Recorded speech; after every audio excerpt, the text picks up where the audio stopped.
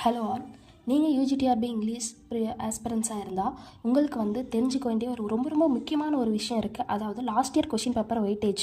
ஆமாம், எல்லாரோட சக்ஸஸ்லேயும் அவங்களுடைய டிப்ஸில் கேட்டிங்க அப்படின்னா அவங்க வந்து என்ன சொல்லியிருப்பாங்கன்னா, நீங்கள் நான் வந்து லாஸ்ட் இயர் கொஷின் பேப்பர் வந்து அனலைஸ் பண்ணி அதுக்கேற்ற மாதிரி படித்தேன். நான் வந்து லாஸ்ட் இயர் கொஷின் பேப்பர் வச்சு எக்ஸாம் டெஸ்ட்டு அந்த மாதிரிலாம் போட்டு பார்த்தேன் அப்படின்னு சொல்லியிருப்பாங்க இல்லைங்களா. நமக்கு வந்து ஒரே ஒரு டைம் தான் அப்பாயின்மெண்ட் எக்ஸாம் வச்சுருக்காங்க. ஸோ அதை பேஸ் பண்ணி அக்கு வேறு ஆணி வேறா ஃபுல்லாக எந்தெந்த டாப்பிக்லேருந்து எவ்வளோ கொஷின்ஸ் எடுத்திருக்காங்க, எதில் வந்து அவங்க ரொம்ப வெயிட்டேஜ் வச்சுருக்காங்க, எந்த மாதிரி கொஷின்ஸ் வந்து கேட்டிருக்காங்க. ஃபார் எக்ஸாம்பிள் டைரக்ட் கொஷின்ஸ் எத்தனை, க்ரொனாலஜிக்கல் ஆர்டர் கொஷின்ஸ் எத்தனை, அதே மாதிரி கேரக்டர் அண்ட் செட்டிங் கொஷின் எத்தனை, யூனிட் 1ல் எத்தனை கொஷின், யூனிட் 2ல் எத்தனை கொஷின், 10 யூனிட் வரைக்குமே நான் கவர் பண்ணியிருக்கேன். ஸோ இதை வந்து நீங்கள் மறக்காமல் பார்த்துக்கோங்க. அதே மாதிரி சப்ஸ்கிரைப் பண்ணிக்கோங்க. இதில் வந்து நான் சொல்ல போகிற பாயிண்ட்ஸை வந்து நோட் பண்ணி வச்சுக்கோங்க மறக்காமல். ஏன்னா அதுதான் வந்து நீங்கள் ப்ரிப்பேர் பண்ணக்குள்ள ரொம்ப ரொம்ப யூஸ் ஆகும். ஸோ வாங்க வீடியோக்குள்ளே போகலாம். ஃபஸ்ட்டு வந்து நமக்கு இங்கிலீஷ்னு எடுத்துட்டோம்னா நமக்கு 10 யூனிட்ஸ் இருக்குது இல்லைங்களா. 10 யூனிட்ஸ்க்கும் வந்து 150 மார்க்ஸ் அப்படிங்கும்போது நம்ம ஒரு யூனிட்டுக்கு 15 தான் வெயிட்டேஜ். அதுதான் வந்து நார்மலாக அந்த மாதிரி தான் ஸ்ப்ளிட் பண்ணுவாங்க. பட் இந்த டைம் வந்து எப்படி கேட்டிருக்காங்க அப்படின்னா, ஒரு யூனிட்டுக்கு அதிகமான வெயிட்டேஜ் வச்சுருக்காங்க, அதே மாதிரி ஒரு யூனிட்டுக்கு ரொம்ப கொஞ்சம் கம்மியான வெயிட்டேஜ் வச்சுருக்காங்க. அதை வந்து என்னென்னு பார்க்கலாம். இப்போது தமிழ் எலிஜிபிலிட்டிக்கு வந்து நமக்கு ஒரு 50 மார்க்ஸ் டெஸ்ட் வைக்கிறாங்க. அதில் வந்து நமக்கு 20 எடுத்தால் நம்ம எலிஜிபிள். அது நம்ம எல்லாருக்குமே தெரிஞ்ச விஷயந்தான்.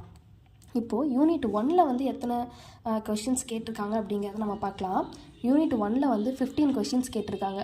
அது வந்து எந்த லெவலில் இருக்கணும்னு நான் சொல்லியிருக்கேன் பாருங்கள். அது வந்து மீடியமான லெவலில் தான் கேட்டிருக்காங்க.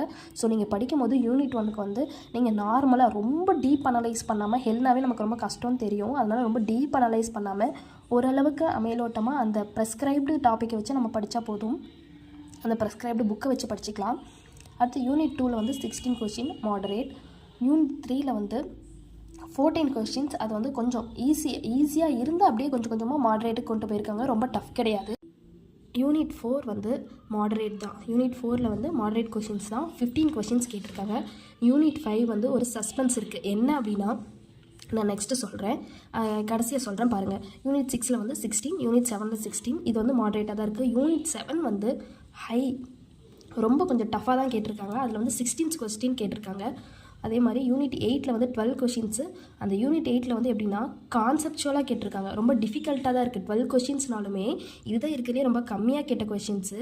ஆனால் வந்து இதில் ரொம்ப கான்செப்சுவலாக கேட்டிருக்காங்க. அதே மாதிரி யூனிட் 9 and 10 வந்து நம்ம ஆஸ் யூஸ்வல் 15 கொஷின்ஸு. அது வந்து மாடரேட்டாகவும் 15 அதாவது யூனிட் 10ல் வந்து கொஞ்சம் கான்செப்சுவலாகவும் கேட்டிருக்காங்க. ஸோ இதுதான். அடுத்து நம்ம எப்போ எதிர்பார்த்த மாதிரி இதில் வந்து அதிகமான கொஷின்ஸ் எதுலேருந்து வந்திருக்கு அப்படின்னா யூனிட் 5 தாங்க. யூனிட் 5 அமெரிக்கன் லிட்ரேச்சர்லேருந்து தான் 17 கொஷின்ஸ் கேட்டிருக்காங்க.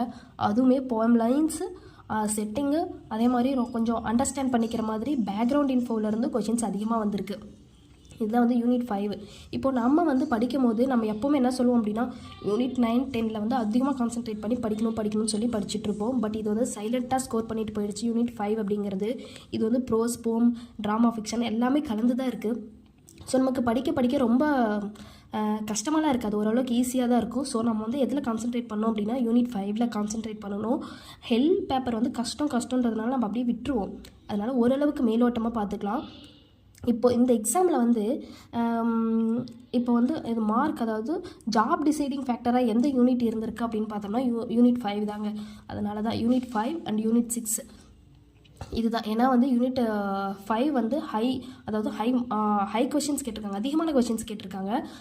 பட் 17 கொஷின்ஸ் கேட்டிருக்காங்க. அதே மாதிரி யூனிட் 6ல் வந்து 16 கொஷின்ஸ் கேட்டிருக்காங்க, ஆனால் மாடரேட்டாக கேட்டிருக்காங்க. ஸோ இது ரெண்டு தான் நமக்கு வந்து ஜாப் டிசைடிங் ஃபேக்டர்ஸாக இருந்திருக்கு. அடுத்து இப்போது ரொம்ப முக்கியமான ஒரு விஷயம் சொல்கிறேன், நோட் பண்ணிக்கோங்க. இதிலேருந்து டைரக்ட் கொஷின்ஸ் எத்தனை வந்திருக்குன்னு தெரியுங்களா? இப்போது 10 யூனிட்ஸ் படிச்சிருக்கோம். அதுலேருந்து டைரக்ட் கொஷின்ஸ் இதில் எவ்வளோ வந்திருக்குன்னு பார்த்தோம்னா 25 கொஷின்ஸ் டைரக்ட் கொஷின்ஸாக வந்திருக்கு. நோட் பண்ணிக்கோங்க, 25 கொஷின்ஸ் வந்து டைரக்ட் கொஷின்ஸாக வந்திருக்கு. இப்போ க்ரொனாலஜிக்கல் ஆர்டர்லேருந்து 5 கொஷின்ஸ் வந்திருக்கு. அந்த க்ரொனாலஜிக்கல் ஆர்டர் வந்து எதை பற்றினது அப்படின்னா ஒரு ஒர்க்கை பற்றினது. எந்த ஒர்க் எப்போ பப்ளிஷ் ஆச்சு அப்படின்னு அந்த ஒர்க்கை பற்றின க்ரொனாலஜிக்கல் ஆர்டர். அதே மாதிரி பொயட்டோட இன்ஃபோ அவர் வந்து பிறந்ததை வச்சு அந்த பொயட்டை பற்றி நான் வந்து க்ரோனாலஜிக்கல் ஆர்டர், அதே மாதிரி ஒரு ஏஜில் இருக்க பொயட்ஸு சரிங்களா. இப்போ வந்து கிரேவியார்ட் பொயட்ஸ்ன்னு யாரெல்லாம் சொல்லுவோம் அப்படின்னு சொல்லி அவங்கள வந்து க்ரோனாலஜிக்கல் ஆர்டர் படுத்த சொல்லியிருக்காங்க. அதே மாதிரி பொயட் இறந்த வருஷங்களை வச்சு அதை வந்து ஆர்டர் பண்ண சொல்லியிருக்காங்க. ஸோ இந்த மாதிரி க்ரோனாலஜிக்கல் ஆர்டரில் 5 கொஷின்ஸ் கேட்டிருக்காங்கங்க. அதை வந்து மறந்துடாதீங்க. இப்போ ஒரு யூனிட் படிக்கும் போது அதை வந்து கரெக்டாக க்ரோனாலஜிக்கல் ஆர்டர் படி பிரித்து வச்சு படிங்க. அடுத்து கேரக்டர் செட்டிங்லேருந்து 6 கொஷின்ஸ் கேட்டிருக்காங்க. அதாவது டேட்டு, டைமு, பிளேஸு இதை பொறுத்து வந்து 6 கொஷின்ஸ் கேட்டிருக்காங்க. இவ்வளோ தான். இப்போ இவங்களுக்கு வந்து பொயட்ரி வைஸ், அதே மாதிரி ட்ராமா வைஸ், அடுத்து ஃபிக்ஷன், ப்ரோஸ், இந்த வைஸாக உங்களுக்கு நான் கொஷின் எடுத்து வச்சுருக்கேன். எத்தனை கொஷின்ஸ் கேட்டிருக்காங்க, அதில் எவ்வளோ வெயிட்டேஜ் வச்சுருக்காங்கன்னு அதை தெரிஞ்சால் இன்னும் ஷாக் ஆயிரும். ஜானர் வைஸ் அனாலிசிஸ் தெரியணும், உங்களுக்கு கொஸ்டின் வெயிட்டேஜ் வேணும் அப்படின்னா கீழே ஜானர் வைஸ் கொஷின்ஸ்னு கமெண்ட் பண்ணுங்கள். நான் உங்களுக்கு அந்த வீடியோ போஸ்ட் பண்ணுறேன். Thank you so much. All the best for your exams.